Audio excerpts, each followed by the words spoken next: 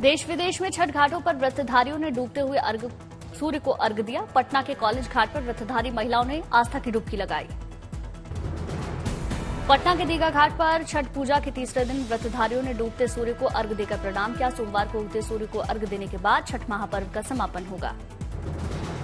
पटना में सीएम नीतीश कुमार ने छठ पूजा के समारोह में हिस्सा लिया। दीघा घाट से तस्वीरें सामने आईं। भारतीय क्रिकेटर ईशान किशन की मां ने छठ व्रत रखा। पटना में ईशान की मां ने डूबते सूर्य को अर्घ्य देकर पूजा की। छठ पूजा के तीसरे दिन पटना के बेऊर जेल में कैदियों ने भगवान भास्कर को अर्घ्य दिया। हर्बल पार्क में व्रतधारी महिलाओं ने अस्ताचलगामी सूर्य को अर्घ्य देकर पूजा की। मुजफ्फरपुर में बूढ़ी गंडक नदी समेत कई घाटों पर छठ व्रतियों ने डूबते सूर्य को अर्घ्य दिया। शहीद खुदीराम बोस जेल के कैदियों ने भी भगवान भास्कर को अर्घ्य दिया। सहरसा में भगवान भास्कर को संध्या अर्घ्य देने के लिए छठ घाटों पर भीड़ उमड़ी। सूर्य की उपासना कर व्रतधारियों ने जीवन में खुशहाली की कामना की। लखनऊ में गोमती घाट पर छठ व्रतधारियों ने लगाई आस्था की डुबकी। व्रतधारी महिलाएं डूबते हुए सूर्य को उन्होंने पहला अर्घ्य दिया। सीएम योगी लखनऊ के लक्ष्मण मेला मैदान में छठ घाट पर पहुंचे। कहा, हमारा देश आस्था का देश, आस्था ने देश को एकजुट करके रखा।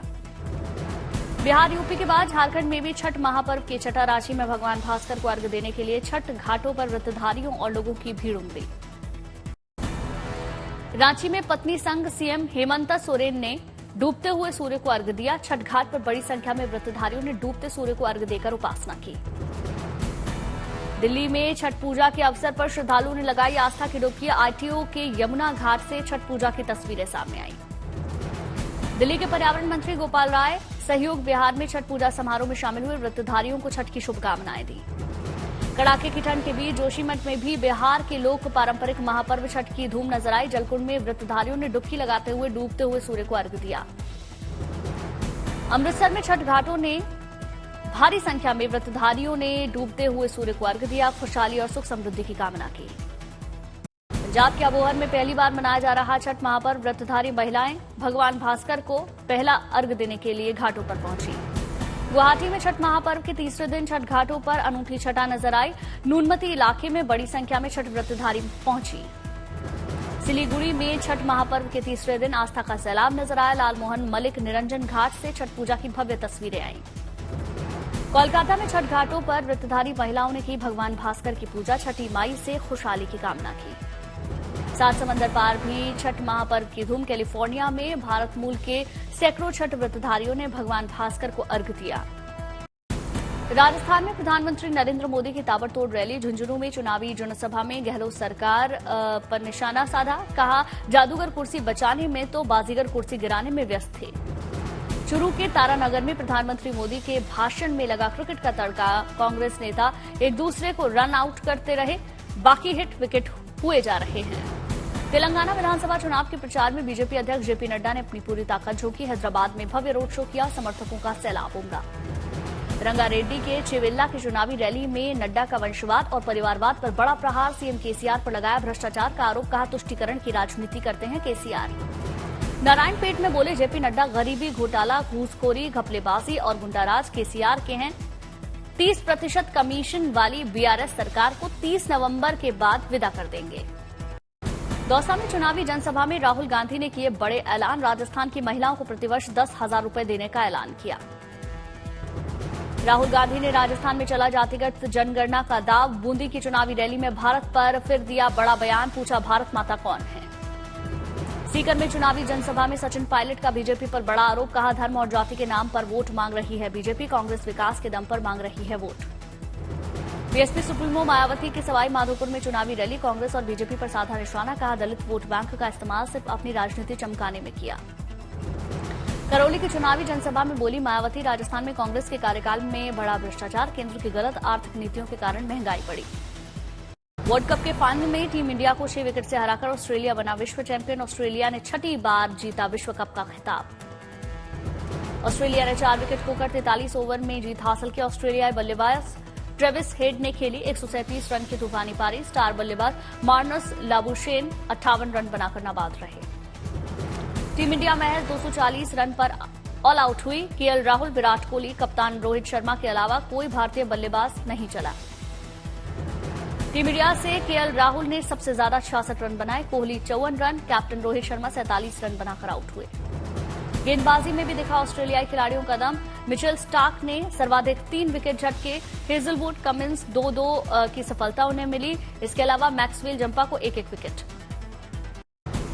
गाजियाबाद के इंडियन एयरबेस से दूसरा C-17 एयरक्राफ्ट इजिप्ट के एल आर्श एयरपोर्ट के लिए रवाना। फिलिस्तीन के लोगों के लिए भेजी गई राहत सामग्री। भारत से फिलिस्तीनियों के लिए भेजी गई 32 टन राहत सामग्री। इजरायल हमास युद्ध के बीच फिलिस्तीन के लिए मददगार बना भारत। मुर्शिदाबाद में बेलडांगा के लोगों ने कार्तिक संक्रांति पर निकाली शोभा यात्रा। यात्रा में श्रद्धालुओं ने जमकर डांस किया। कार्तिक संक्रांति के साथ साथ बड़े पैमाने पर होती है भगवान शिव की पूजा। बेलडांगा के लोग कार्तिक लड़ाई पर केंद्रित त्योहार में शामिल होते हैं।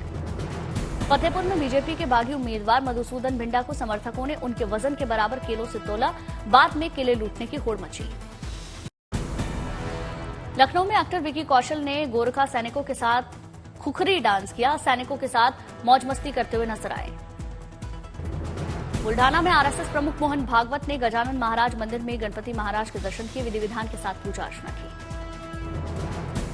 जम्मू में वार वाउंडेड फाउंडेशन का व्हाइट नाइट क्रॉप्स के साथ हुआ कोलैबोरेशन। भारतीय सैनिकों के लिए निकालेगी रैली। भारतीय नौसेना ने दक्षिण मुंबई में Indian oil WNC navy half marathon 2023 का आयोजन किया। 3 अलग अलग श्रेणियों में लोगों ने दौड़ लगाई। मुंबई में G20 प्रश्नोत्तरी प्रतियोगिता का समापन। नौसेना स्टाफ के प्रमुख एडमिरल आर हरि कुमार भी इस दौरान मौजूद रहे। सीएम योगी ने खालसा चौक का उद्घाटन किया। कार्यक्रम को संबोधित किया।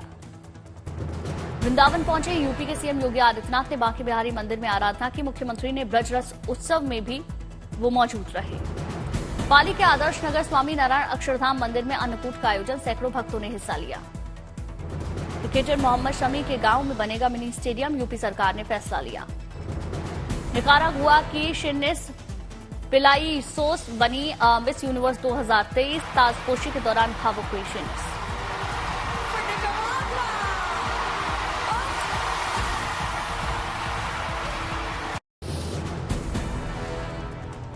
उत्तरकाशी के सिलक्यारा सुरंग में राहत बचाव कार्य जारी। अभी तक कोई कामयाबी नहीं। रेस्क्यू में जुटी बीआरओ की टीम। बड़ी संख्या में मौजूद मजदूर पहाड़ पर भेजे जा रहे हैं। वर्टिकल ड्रिलिंग करके सुरंग में उतरने की कोशिश की जाएगी। केंद्रीय परिवहन मंत्री नितिन गडकरी और उत्तराखंड के मुख्यमंत्री धामी पहुंचे। मौके पर राहत कार्य की समीक्षा की। अखिलेश यादव ने लिखा, सभी मजदूरों को सुरक्षित बाहर निकालने की जिम्मेदारी बीजेपी सरकार की। यूपी के 8 मजदूर हैं अंदर। गुरुग्राम में दीपेंद्र हुड्डा ने बीजेपी पर तंज कसा। कहा, हार के डर से निगम चुनाव कराने से बच रही बीजेपी।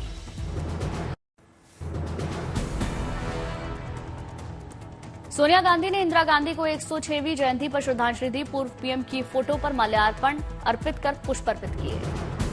शक्ति स्थल पर राहुल गांधी, सोनिया गांधी, मल्लिकार्जुन खड़गे, अन्य कांग्रेस लीडर्स ने इंदिरा गांधी को श्रद्धांजलि दी। समाधि पर फूल चढ़ाए। दिल्ली में डीपीसीसी ऑफिस में अरविंदर सिंह लवली ने इंदिरा गांधी को श्रद्धांजलि दी। फोटो पर माल्यार्पण अर्पित कर फूल चढ़ाए। जयपुर में सीएम अशोक गहलोत ने इंदिरा गांधी को याद किया। उनकी 106वीं जयंती पर उन्हें श्रद्धांजलि दी। बेंगलुरु में सीएम सिद्धारमैया ने डिप्टी सीएम डीके शिव कुमार के साथ पूर्व पीएम इंदिरा गांधी को किया याद। पूर्व पीएम को श्रद्धांजलि दी। भुवनेश्वर में ओडिशा स्टेट कांग्रेस के कार्यकर्ताओं ने दी इंदिरा गांधी को श्रद्धांजलि। इंदिरा गांधी मूर्ति को मोला पहनाकर नमन किया।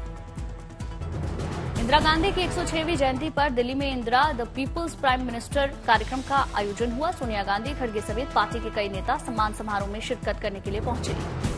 दिल्ली में डीटीसी की इलेक्ट्रिक बस काटजू मार्ग पर पलटी। 3 लोग घायल हुए। नागौर में पुलिस जवानों से भरी गाड़ी ट्रक से जा भिड़ी। 6 जवानों की हुई मौत, 1 गंभीर रूप से घायल। नैनीताल में भीषण सड़क हादसे में 9 लोगों की मौत हुई। ग्रामीणों ने सभी मृतकों को खाई से बाहर निकाला। एयर क्वालिटी में सुधार की वजह से हटी दिल्ली में ग्रैप 4 की पाबंदियां। दिल्ली के पर्यावरण मंत्री गोपाल राय ने लोगों से सतर्कता बरतने की अपील की। दिल्ली में डीजल ट्रकों रजिस्टर्ड मालवाहकों के प्रवेश को मंजूरी मिली। सरकारी निर्माण और ध्वस्तीकरण की अनुमति दे दी गई है।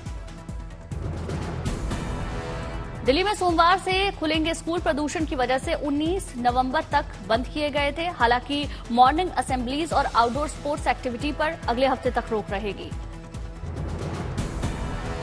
ड्रोन तस्वीर में स्मॉग की चादर से ढका नजर आया डीएनडी। दिल्ली एनसीआर में बढ़ते प्रदूषण की वजह से चारों तरफ धुंध छाई। दिल्ली में एयर क्वालिटी इंडेक्स बहुत खराब श्रेणी में, आश्रम इलाके से ड्रोन की तस्वीरें कैद की गई। दिल्ली के पुराना लोहा पुल में गंभीर हालत में एक्यूआई पुल के चारों ओर दिखी स्मॉग की चादर। दिल्ली के राजघाट पर भी छाया दिखा स्मॉग, लगातार प्रदूषण बढ़ने से हालात गंभीर। दिल्ली के नेहरू पार्क में बड़े प्रदूषण के चलते वातावरण खराब हुआ, गंदी हवा में सांस लेने के लिए लोग मजबूर हुए। आनंद विहार और कौशाम्बी में स्मॉग के चलते धुंध छाई, लोगों को दूर से देखने में भी दिक्कत हो रही।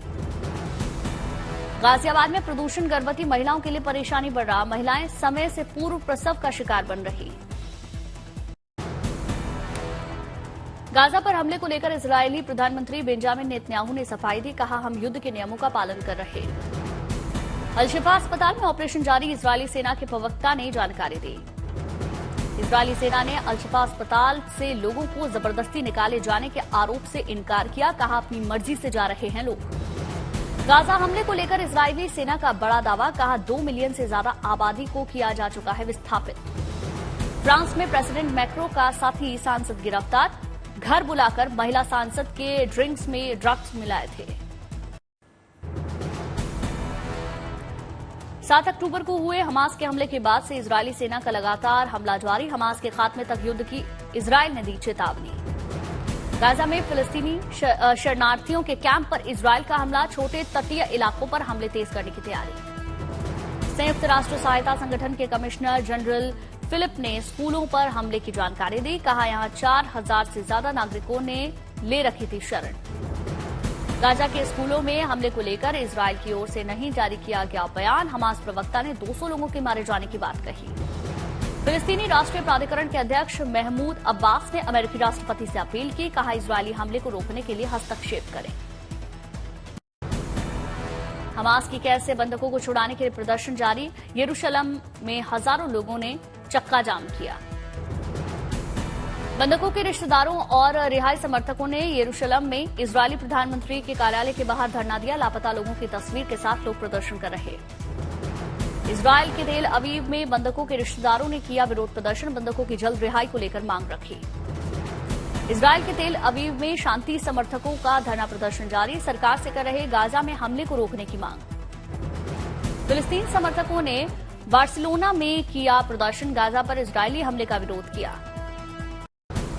भारत की जीडीपी $4 ट्रिलियन पहुंचने का दावा, देवेंद्र फडणवीस समेत कई नेताओं ने शेयर किया स्क्रीनशॉट। मार्केट में अगले हफ्ते तेजी का अनुमान, एफओएमसी मिंट्स में से लेकर एफआईआई फ्लो तक फैक्टर्स तय करेंगे अब बाजार की चाल। अगले हफ्ते 5 आईपीओ ओपन होंगे, सबसे ज्यादा टाटा टेक्नोलॉजी में लिस्टिंग गेन की उम्मीद, ग्रे मार्केट में 70% से भी ऊपर चल रहा। ओपन एआई में सैम ऑल्टमैन की हो सकती है वापसी, एम्प्लॉइज इन्वेस्टर्स के दबाव के बाद ऑल्टमैन से बात कर रहा बोर्ड। मस्क के सबसे ताकतवर रॉकेट का दूसरा टेस्ट भी फेल, 8 मिनट में स्टारशिप स्पेस तक पहुंचा लेकिन खराबी के कारण नष्ट करना पड़ा।